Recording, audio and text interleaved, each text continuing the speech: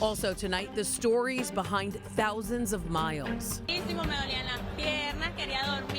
We hear from the immigrants arriving by the busload. They want to go in these buses.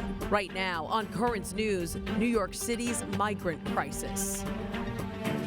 The numbers are doubling by the week. Thousands of people hopping off buses at Port Authority with nowhere to stay. The mayor says that Texas is forcing the migrants onto buses as a political ploy. But now we are hearing from the new arrivals themselves. Currents News' Melissa Corsi has the story. These migrants at this shelter in Eagle Pass, Texas, have all just crossed the Rio Grande from Mexico into Texas, surrendered to the U.S. Border Control, received future immigration court dates, and are about to board this bus for a 1,700-mile ride to Washington, D.C., a plan started by the Texas governor in April. Some people say it's cruel, but this story may not be what you would expect. They want to go in these buses. Valeria Wheeler is the executive director of Mission Border Hope, a nonprofit organization rooted in the United Methodist Church.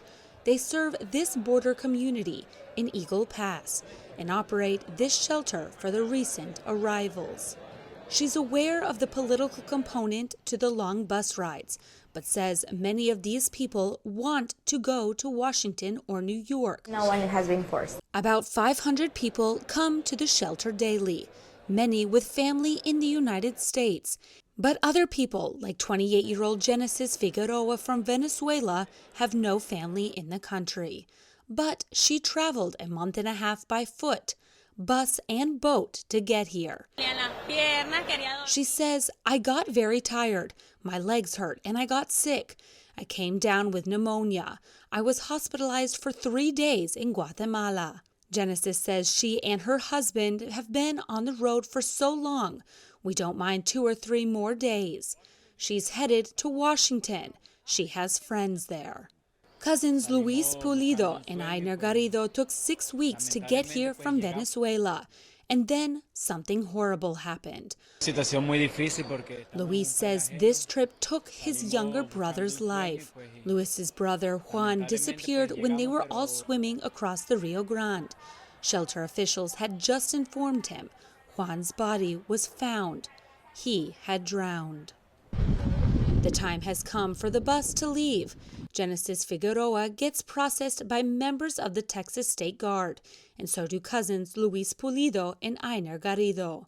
And then 41 men, women, and children come out in the blazing sunshine to board the bus for the 40-hour ride. Each passenger we talk to saying they appreciate getting this air-conditioned bus ride to what they hope is a much better road ahead. Melissa Corsi, Currents News.